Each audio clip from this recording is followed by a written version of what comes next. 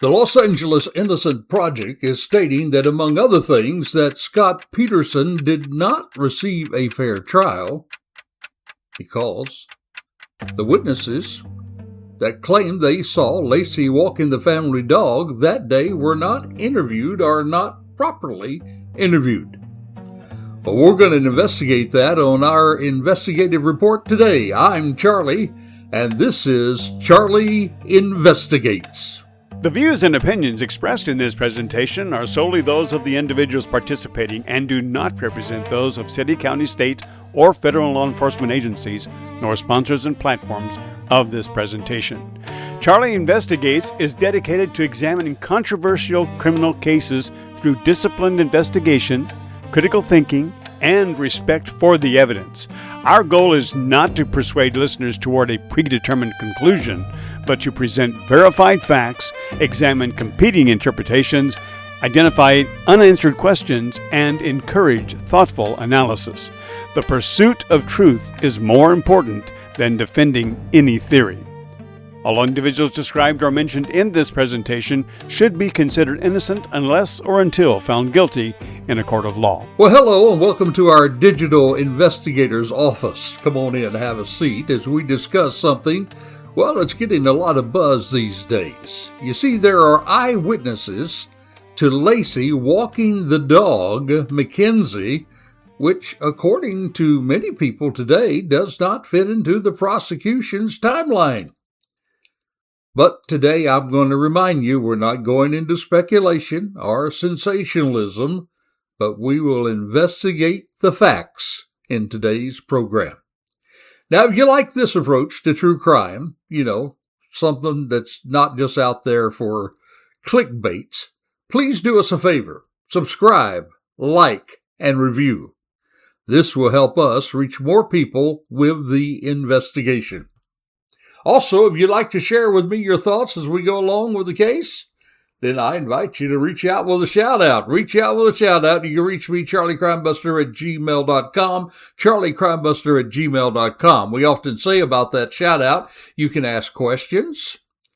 You can even make suggestions about other episodes you would like to see us cover, or in this particular case, some things you'd like for us to cover that we may not have covered yet, or you'd like for us to recover it. And also, you can lodge objections. You say, hey, I think you guys have lost your mind. It is a safe spot, so reach out with that shout-out, charliecrimebuster@gmail.com. The following podcast is brought to you by PeacemakerNetwork.com. PeacemakerNetwork.com. Audio is provided by Pixabay.com. That's Pixabay.com. By the way, let me take just another moment as we get into today's case. If this brings to your mind someone who may be facing domestic violence and you want to help them, we'll have them reach out to the domestic tip line. We will leave that in the show notes, or you can just Google it and you can get it right away. All right, let's get into today's program. The LAIP, that is the Los Angeles Innocent Project, they are arguing that the original investigation failed to adequately pursue a series of witnesses. Those witnesses reported seeing a woman that they believe was Laci Peterson on Christmas Eve morning. Now, the prosecution does not dispute that some of those witnesses were never interviewed by the detectives. But instead, the people argues that, many were later located and interviewed by Peterson's own investigators, and that some of them had never reported their observations to the police, and other accounts contain significant problems involving timing, location, identification, or clothing. So the question today is, which side is right? And that's what we're going to investigate. Not whether these witnesses should automatically be believed, but whether the investigators did enough to determine that they were telling the truth. You see, there is a vital part of the Scott Peterson investigation that I think deserves a much closer look. And it does involve witnesses. Not just one witness, but a number of people who reported seeing a woman they believed Laci Peterson walking Mackenzie on the morning of December the 24th. And the Los Angeles Innocent Project, they've raised this issue in their post-conviction work.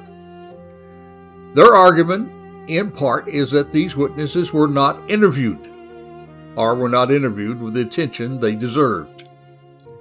Now, my friend, I got to tell you, that's a serious allegation. But before we accept it, I want to slow this down. Because, my friend, there is a big difference between saying the police didn't interview these witnesses and saying the police didn't investigate these witnesses. Interviewing and investigating, well, those are not necessarily the same thing. So let's get out our evidence locker. You see, our question isn't, were these witnesses right? Not yet. Not yet. Our question is, in this particular situation, did the original investigation adequately identify, interview, evaluate, and follow up on the people who reported seeing Laci, or someone they believed was Laci? That's the question we're going to investigate. Now let me put myself back into the investigator's chair for a moment. Imagine that you're working on a missing person case. The missing person is an 8-month pregnant woman. And someone tells you, I think I saw her walking her dog this morning. Now you don't have to believe that person, but you do have to take that information seriously enough to test it. You're going to ask some questions. Where were you standing? What time was it? How long did you see her? How far away were you? What was she wearing? Which direction was she walking? Did you know Laci? What makes you believe it was Laci? Could it have been somebody that looked similar? Was anybody with you? Did anybody else see her? And can we independently collaborate what you're telling us? That is, my friend, how an investigator takes a sighting and turns it into something that can either become evidence or it can be eliminated as a lead. And that is a very important distinction. Because a witness can be completely sincere and still be wrong. Human memory isn't a video camera. Let me put it this way. Put 4 people on 4 corners of an interstate. Have a collision of 2 vehicles in that very intersection. What will you get? You'll get 4 different stories. All will not see it the same way. And someone can see a pregnant woman walking a dog, believe it's Laci, and genuinely remember it that way. That is why the job isn't automatically to believe the witness, and it's not automatically to reject the witness. The job, my friend, is to test the witness. Let's have an example. Vivian Mitchell. This is one witness in particular. Now, she's important because her story presents us with a very specific investigative question. Mitchell later told a defense investigator that she had contacted the Modesto Police Department tip line after seeing a woman she believed was Laci Walker McKenzie. According to Mitchell, she gave the person answering the phone identifying information about herself, and then she described what she had seen. She says she was told somebody would get back to her, and she says that didn't happen for a long time. Now, here's where I want to be very careful. That is Mitchell's account. We have a later recorded interview in which she tells that story. We also have some other additional reporting from February 2003 in which Mitchell was publicly saying she had contacted the police and had not been contacted back. One of the news agencies reported that. But yet there's something else we do not have in our hands. We do not have the Modesto Police Department's tip record documenting that original call. We don't have it. It's not there. And that's important.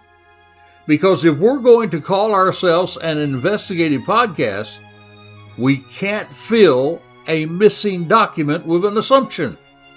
We have to say what we know and what we don't know. Now here's what we know about Mitchell. She says she contacted the police. She says she provided information. She says she expected a follow-up. And she says she didn't receive one. The prosecution's position also raises another issue. The people point to information investigators obtained, now get this, from Mitchell's neighbors. And her neighbors say that what they said, the police say what the neighbors said, raises question about her ability to distinguish people accurately. Now, that was what the neighbors said. The neighbors basically said to the police to talk to the neighbors of Mitchell that she has problems distinguishing people accurately. Now, that's probably good to know, but here's my question. Here's the investigator's question. I told you we're investigating the investigation.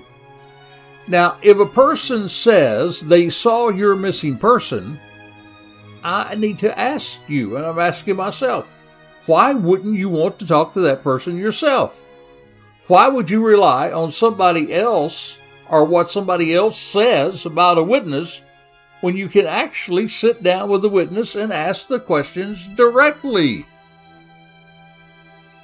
You see, that's not a conclusion that Mitchell saw Laci, but it is a question about the investigative procedures, and those are two very different things.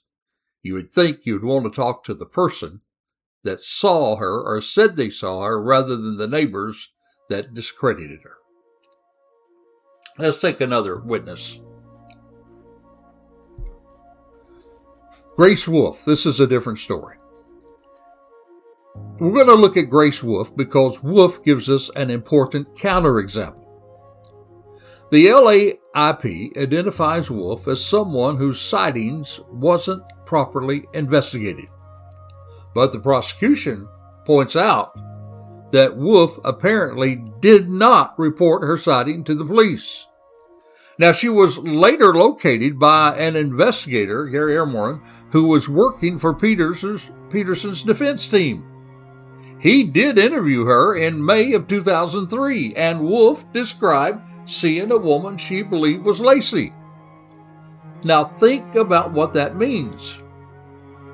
She described a woman she believed was Laci. But if she never contacted the police about that, it's difficult to say that the police ignored a lead that they did not know existed. That's important. Because we're not here, my friend, to build a case against the police. We're here to determine what actually happened. And in Wolf's case, this question becomes different. It's no longer, why didn't the police interview her? It really is, how did the defense find her? And what exactly did she tell them? And how reliable was that account? That's a different investigative question. Another witness, Tony Friettes. And here we have a timing question. He gives us another category, because here we're dealing with a witness who was eventually interviewed. And the question isn't, was he interviewed? The question this time becomes, when was he interviewed? And by whom was he interviewed? Friettes was interviewed by Peterson's defense investigator relatively early in 2003. But think about this. The detective, Greg Gorgon, he later interviewed him in 2004. Interviewed early in 2003, prosecution's detective comes back and interviews him in 2004. that chronology matters. Because, my friend, when you're evaluating an investigation, I've got to tell you, timing really matters. A witness interviewed days or weeks after an event is giving us one kind of evidence. But a witness interviewed much later is giving us something different. Why? Memory changes. Details can become reinforced by other things you read or hear or see online or see on TV. And other information can actually enter a person's memory. So when we hear that a witness was eventually interviewed, that doesn't automatically answer the investigative question. We need to know, when was that first account given? What did it say, the first account? What changed? What stayed the same? And what did investigators do with it? Let's talk about the prosecution's argument. You see, as the investigation progressed, detectives, they developed a narrow window in which they believed Laci could have been outside walking Mackenzie. That window ran approximately 10:08 a.m. to 10:18 a.m. Now, we know, friend, that Scott's his phone, put him close to the residence at 10:08. He was not at the warehouse as early as he said he was.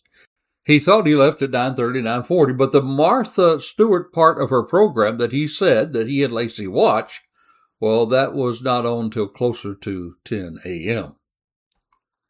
He could not have left at 9:30, 9:40 and watched the show.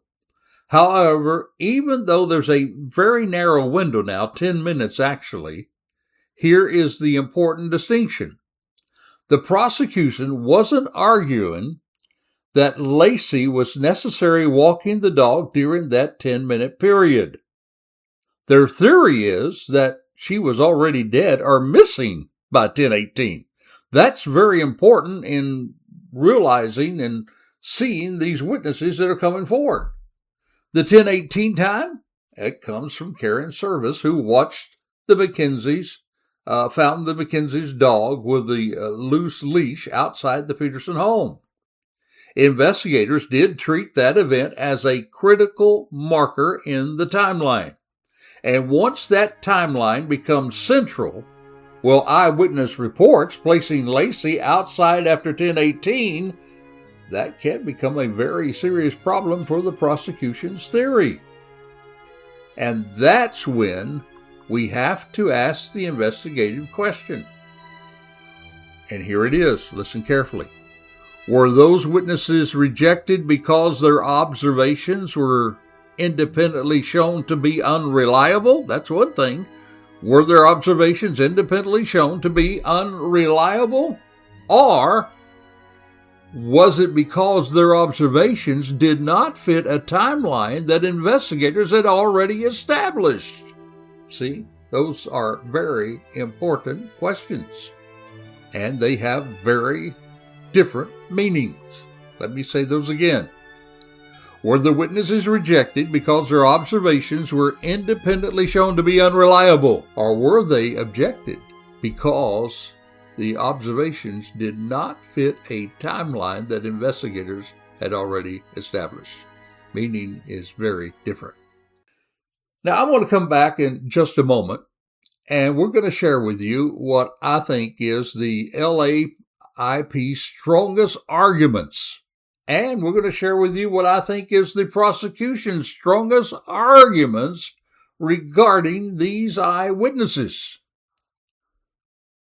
But now it's time for us to take a moment, as we do in our weekly podcast, and we lighten the load a little bit. We all stand back a little bit and take a breath, and we share what we call a Crazy Crook story. And in our Crazy Crook story, each week we give out our Golden Handcuff Award. And so now, my friend, it is time for just a brief moment to sit back and listen to Charlie Crimebuster's Crazy Crook story. Well, my friend, even outside of the Peterson saga, the world of crime can get, sometimes downright goofy. And unfortunately, again, we're coming back to Florida. You know, we've got all those Florida man sightings down here in Florida. Well, this was last year. Last year in Florida, a 41-year-old man. He was working as a Chuck E. Cheese mascot. You know, you've seen that Chuck E. Cheese mascot, right? Well, this Chuck E. Cheese mascot was busted for stealing a party guest debit card. Well, my friend, birthday parties are fun for some, and birthday parties has surprises, but I'm telling you, the kids at this birthday party, they got a real surprise when police removed the giant mouse head and found the stolen card in the guy's pants pocket. Oh yeah, his story was he just found the card on the floor, planned to turn it in. But needless to say, that Chuck E. Cheese, he ended up in handcuffs. And the only thing he delivered, well, it was a lesson that you can't steal from little kids without getting caught. So our Golden Handcuff Award goes this week to the Chuck E. Cheese mascot, who ended up getting caught stealing a guest debit card. And that, my friend, is Charlie's Crazy Crook of the Week. Now just imagine being a witness to that at Chuck E. Cheese. But speaking of witnesses, the witnesses of Laci Peterson walking her dog Mackenzie, well, we're going to find that it's going to fall into different categories. You see, the LAIP is talking primarily about people who said they saw a woman who they believed to be Laci walking Mackenzie on the morning of December the 24th. Their argument is that these sightings potentially matters enormously because the prosecution's timeline, it ultimately depended on Laci being dead by approximately 10:18 a.m. We know now that the LAIP has identified approximately 10 witnesses whose accounts place Laci walking the dog at various times, including accounts that extended that beyond 10:18. But here is the important investigative distinction. They were not all simply never interviewed. The record actually appears to contain 4 different situations with these witnesses. There were 1 witnesses who were never interviewed by the Modesto police. Secondly, there were witnesses who were contacted, but that information was not pursued. Thirdly, there are witnesses whose accounts were discounted as mistaken. They were interviewed, and their discounts were mistaken. And fourth, there were witnesses who were interviewed much later, sometime after the investigation had already moved toward prosecution. Now, of these witnesses in these categories, I'm going to point out the strongest point. The prosecution's strongest point is that the prosecution can legitimately say many of these witnesses were eventually located and interviewed by Peterson's own defense investigators.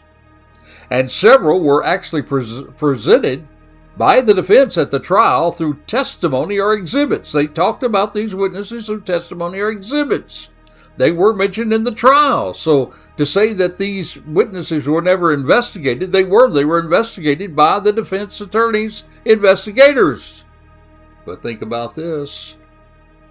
They were not called as eyewitnesses. Wonder why? If the defense had a real eyewitness that was credible, why did they not call them? I believe that is the prosecution's strongest point. Therefore, police didn't interview them, or the defense never knew about them. That's a real limitation of the LAIP argument. So that is, I believe, the prosecution's strongest point. Now let's talk about the LAIP's strongest point. Their counter-argument can be equally as important. Now realize, a defense investigator finding a witness months later does not establish that the original police investigation adequately pursued the lead. And if a witness that contacted the police was never personally interviewed, that does raise a legitimate investigative process question. So, we know that they had over 200 officers involved in this investigation. Then why did they not take deep dives on all the witnesses? So, let's take a moment now, and I want to show you how our program is a little different, lots of difference from lots of the programs. We're going to now take what we call our confidence scale, the Charlie Investigative Confidence Scale, to some of these strong points. Here are the claims, and here's the confidence scale. Claim: police ignored the Laci sighting witnesses.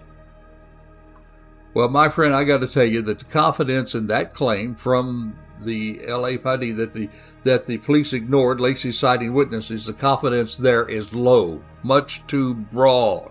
Much too broad. We know that they did not ignore the witnesses. That's low. Second claim: some witnesses who later claimed to have seen Laci was never personally interviewed by the Modesto detectives. Well, I got to tell you, that confidence is high.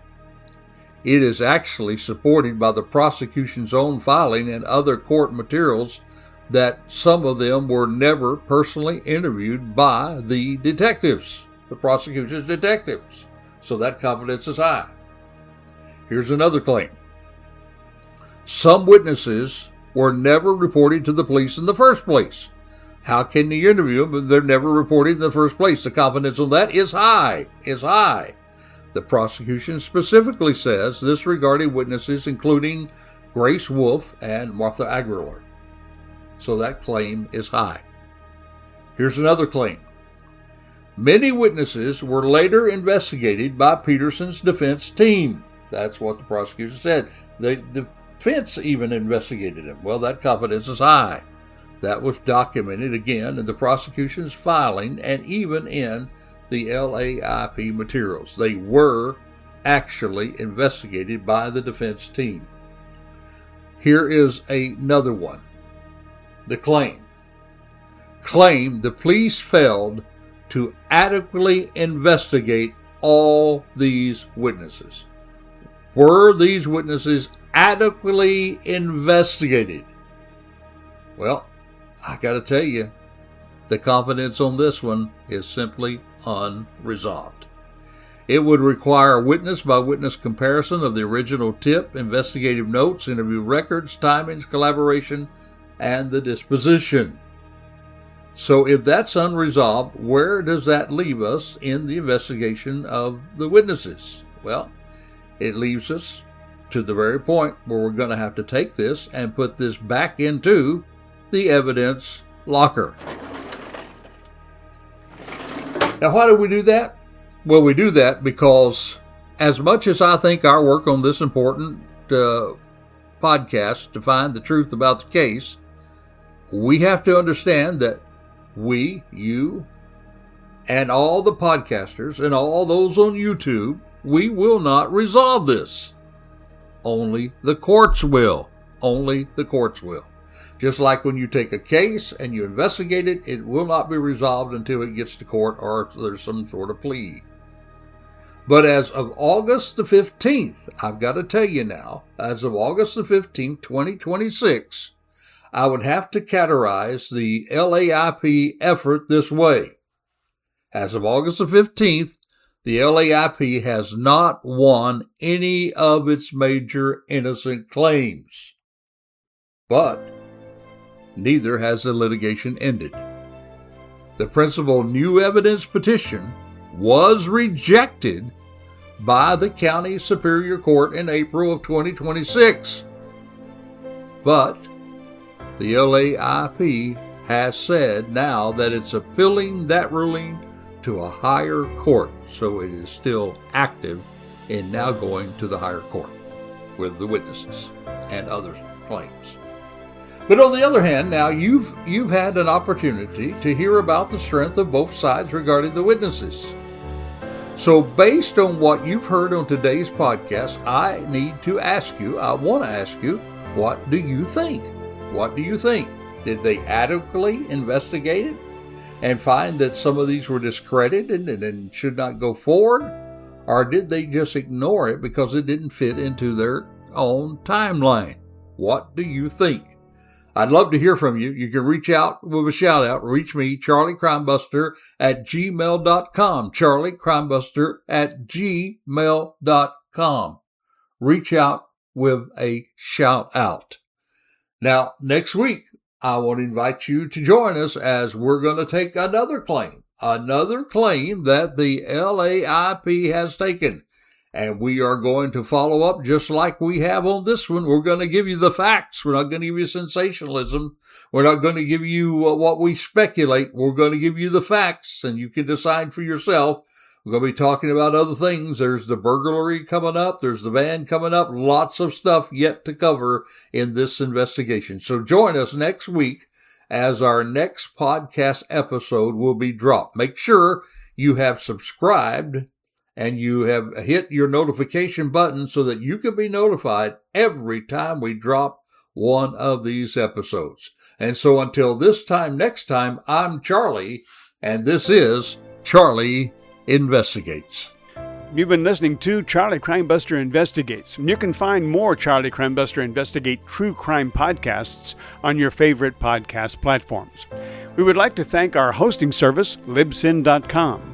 We would also like to thank our sponsor, the Peacemaker Network, and encourage you to support the first responders, military, and law enforcement personnel by contributing to the Peacemaker Network. That's peacemakernetwork.com. All music and sound effects are courtesy of Pixabay.com. You can also support us by subscribing to our YouTube channel, tag at Charlie Crimebuster, and then click the subscribe button. By doing so, you'll be notified each time we drop one of our shows. Another more convenient way for you to listen to our podcasts are for you to say to your smart speaker, play Charlie Crimebuster. If you have comments or suggestions, we would love to hear from you, so please send them to charliecrimebuster@gmail.com. That's charliecrimebuster@gmail.com. Or you can call or text us 407-917-2211. That's 407-917-2211. On behalf of Charlie Crimebuster and Donnie Cantwell, I'm James Buckland. Thank you for listening, and we hope that you will join us again for another exciting crime episode with Charlie Crimebuster Investigates.